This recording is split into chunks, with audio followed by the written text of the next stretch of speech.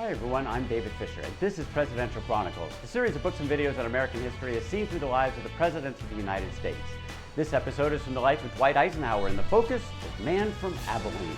The Eisenhowers came to North America from Germany originally. Hans Nicholas Eisenhower, 1741, settled his family with the Pennsylvania Dutch in a Mennonite sect of that group, but it was really a couple of generations later for the patriarch of the family as far as Dwight Eisenhower was concerned. His grandfather, Jacob, came around and again got into that family business of farming in Pennsylvania, joined the River Brethren sect of that group. Pious, honest, industrious farmers did extremely well in Pennsylvania, but Jacob Eisenhower wasn't satisfied. He wanted even more for his family. So in 1878, he uprooted a bunch of the family. They moved west, settled in Kansas and Dickinson County, tried to adapt and did quite well. The farming techniques from Pennsylvania into Kansas, and again, they thrived there. It was mostly a family business. The sons of Jacob getting into the farming life, except one. David Eisenhower wasn't that interested in becoming a farmer. He wanted an education. He wanted to do something else. So he headed off to Lane University here nearby in Kansas, and that's where he met Ida Stover. The Stovers had also hailed from Germany, originally settling in North America in Virginia. Most recently, Ida moving west to join her brothers in Kansas. She goes to Lane University as well. She meets David. They get married, and their family off to a pretty rough start. David, again, not in the family business of farming. He opened up his own general store with a partner by the name of Milton. The partnership did not go well. Good left, and as far as David was concerned, it did not go well. He had to fold up that store. He was depressed. He was poor. He decided to leave his pregnant wife and their one son in Kansas while he went off to Denison, Texas to try to start over. But even in Denison, Texas, it was rough. The only job he could get was cleaning locomotive engines, literally living on the side of the railroad tracks. Now, after their second son was born, Ida and the two boys joined them.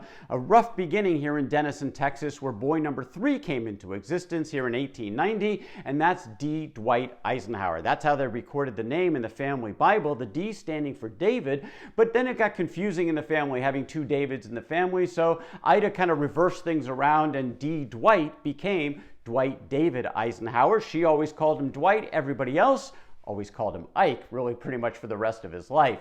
Now, when Jacob Eisenhower came to visit his son David there in Denison, Texas, he was disturbed by all this, the squalor, the poverty. He said, look, son, come back to Kansas. Come to Abilene. The family will be around you. If you don't want to work on the farm, that's fine. We've got this giant creamery doing great business. Maybe become an engineer there. And David actually said yes. Now, Abilene a few years before was not a place where you would want to raise a family. It had been one of the roughest cities in all of North America. It was the railhead of the Chisholm Trail. This is where cowboys and ranchers would bring their cattle. They would then go off to the saloons, drink, shoot up the town. It was a wild place with Wild Bill Hickok as the marshal. But when the trains moved a little bit further west, Abilene actually calmed down. It was actually a crime-free area. You had the wealthy living on the north side of the tracks, the more poverty side of the tracks on the southern side, and of course that's where the Eisenhowers lived. Dwight Eisenhower later said, I found out in later years we were very poor, but the glory of America is we didn't know it then. All we knew was that our parents could say to us that opportunity was all about us. All we had to do was reach out and take it. It was a pious home. It was not easy. Father, in particular, very demanding. David Eisenhower was aloof. He was at work all the time, 6 days a week, 70 hours a week.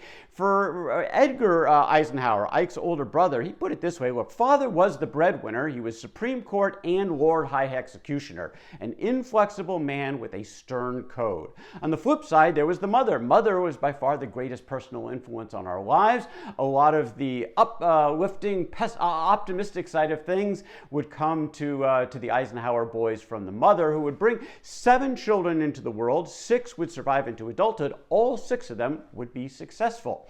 The biggest rivalry in the family was between Dwight and his older brother Edgar. They called them Big Ike and Little Ike. They were competitive, they were combative at times, roughhousing certainly part of their lives, and Ike was one who was very quick to anger. He would admit this. In fact, he said, "A quick explosion is quickly forgotten can sometimes be a necessary safety valve." Well, that was easy for him because he would anger quickly, usually calm down quickly, but for the people around him, not always so easy, because this is a trait that Dwight Eisenhower would have really for the rest of his life. Kind of got that more from his father, from his mother, again, more of that optimism, and also that mile-wide grin that he was famous for really came from Mom. They started out in a very tiny home in Abilene, Kansas. After a couple of years, when Ike's uncle Abraham decided to move west, that opened up his home, and this Eisenhower family actually moved in. It came with a 3-acre subsistence farm, which is where the boys really worked all the time. Father, again, was working at the creamery. The boys would rotate chores every week, both inside the home and outside. And again, it was a rough beginning. There was no electricity, no indoor plumbing that they had for years in this home in Abilene, that eventually they made a little bit bigger. But again, at the beginning, 4 boys, 1 room, 2 beds, all having to share. Well, Ike's greatest passion in youth was sports. He loved to play football and baseball, and he was pretty good at both. He wanted to continue that perhaps even after high school, where he was a decent student, maybe not the best in class, but again, a good student. He was particularly good at writing. He also was a lover of history. George Washington was his personal hero. Graduates from high school in 1909. What did his classmates say about him? They thought Ike was likely to be a history professor at Yale. His older brother Edgar, they thought, would be a 2-term president of the United States. They got it right in the family, just the wrong son. Well, after high school, Eisenhower worked a bunch of odd jobs, trying to make, again, any money to help out the family. He got a job at the creamery where he was hauling 300-pound blocks of ice, was part of his responsibilities. One of his very close friends was Everett Swede Haslet. And Haslet was pursuing an opportunity at the Naval Academy. In fact, he had gotten an appointment. He had failed his examinations, though, in the first time, so he's studying now for a second year to see if he could get into the academy at Annapolis. And he said, "Look, Ike, why don't you come along and join me? It's a free education." And that was the big deal. His parents really wanted him to go to college.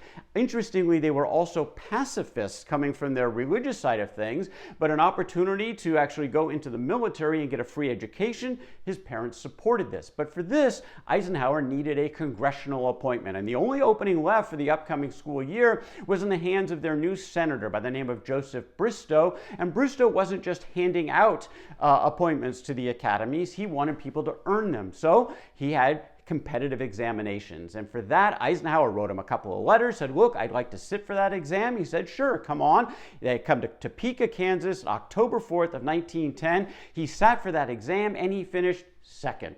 So the Naval Academy was not going to be an option for him and be able to go off with his friend Swede, because that spot was filled by the first place finisher. But the second place finisher could get an appointment to West Point, the Army Academy. And Eisenhower thought it over and said, "You know what? Sure, I'd rather go with my friend Swede to Annapolis, but if the best point I can do and still get my free education, I'll go to West Point and become a member of the Army." For this, he needed to again pass his own final entrance exam into the academy, where he studied and studied, and he eventually went to Jefferson Barracks in St. Louis, the first time ever going to a big city, and he passed that entrance exam. He got his orders to report to West Point as a plebe in June of 1911. Kind of an emotional goodbye he had with his parents, particularly with his mother. "You take care of yourself, Dwight. Be a good boy," his mother told him. He responded, "Sure, Mother, I will." According to Milton Eisenhower, Eisenhower's younger brother, after he left, he saw his mother crying. The only time he ever saw his mother cry was when Ike went off to college. He journeyed east to the East Coast, really a whole new world for him, the bucolic setting of the Hudson River. And on day one, he took his oath, joining his other plebes. It was actually a very moving ceremony for Dwight Eisenhower. He said later that a feeling came over me such that from here on, it would be the nation I would be serving, not myself.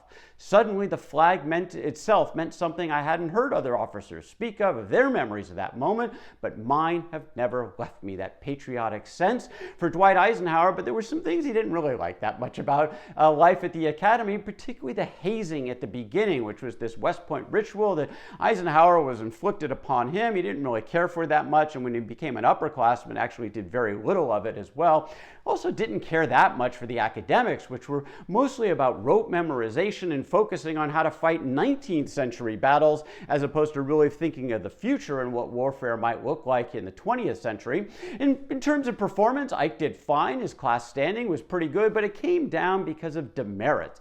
He got quite a bit of demerits for his behavior, something frankly he didn't care much about. He'd later say, "I enjoyed life at the academy, had a good time with my pals, and was far from disturbed by an additional demerit or two. A lot of those came from playing poker, which was against the rules, and smoking. It seems like at the academy, if you smoked cigars or pipes, you were okay. Smoked cigarettes, not so much. So what did Ike do? He smoked cigarettes. He rolled his own. He eventually got into a habit of almost 4 packs a day for a smoking habit for Dwight Eisenhower. For now, he would just get some occasional demerits.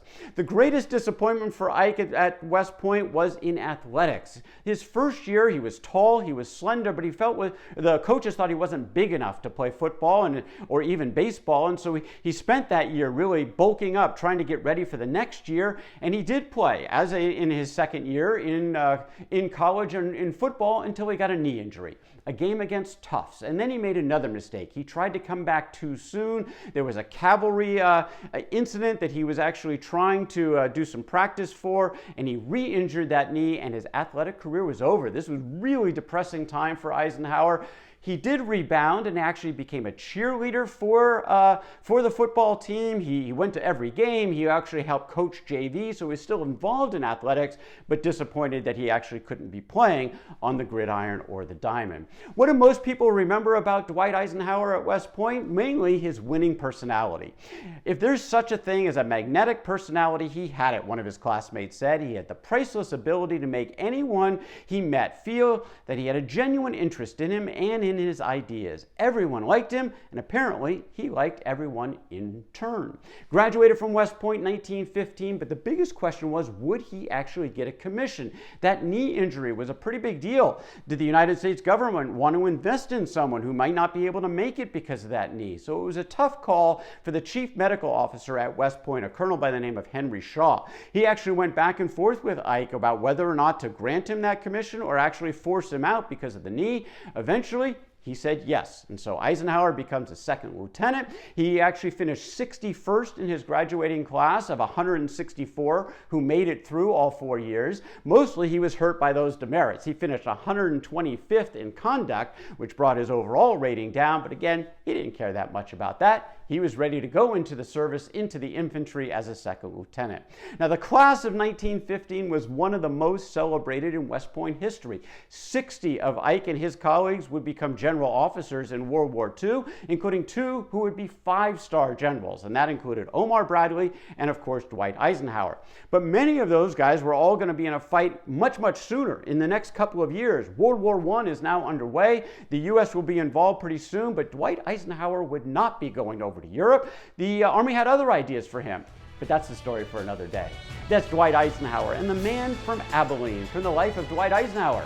For more Presidential Chronicles, check out my books on Amazon.com, and don't forget to subscribe to my YouTube channel. Until next time, I'm David Fisher, and this is Presidential Chronicles.